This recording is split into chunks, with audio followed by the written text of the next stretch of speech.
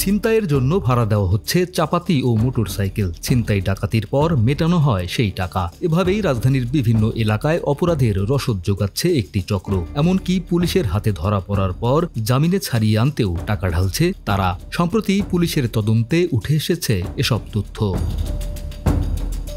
এ দৃশ্যটি রাজধানীর শ্যামলীর। গত 11 জুলাই চাপাতি হাতে ছিনতাইকারীরা পথচারীর কাছ থেকে কেড়ে নেয় ব্যাগ, মোবাইল, এমনকি খুলে নেয় গেঞ্জি ও জুতাও। সিসি ক্যামেরার ফুটেজটি মুহূর্তেই সামাজিক যোগাযোগ মাধ্যমে ছড়িয়ে পড়ে। ভিডিওটি ভাইরাল হওয়ার পরেই আইন শৃঙ্খলা বাহিনী নড়ে চড়ে বসে। এরপর সিসি ক্যামেরায় মোটরসাইকেলটি দেখে শনাক্ত করা হয় ছিনতাইকারীদের। এ ঘটনায় 3 জনকে গ্রেপ্তারের পর বেরিয়ে আসে এমন চাঞ্চল্যকর তথ্য।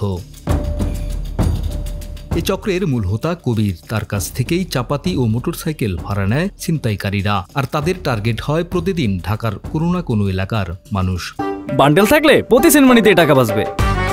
বিকাশ সেনমানি বান্ডেল কিনে জিতুন প্রতি লেনদেনে। চাপাতি মোটরসাইকেল নেওয়ার জন্য আগাম কোনো অর্থ দিতে হয় না। ছিনতাই করা মালামাল বিক্রির পর ভাড়া মেটানো হয়। আবার ছিনতাইয়ের মূল্যবান জিনিসপত্র কিনেও নেয় চক্রের মূল হোতা। সব মিলিয়ে প্যাকেজ সিস্টেমে চলে এই কারবার।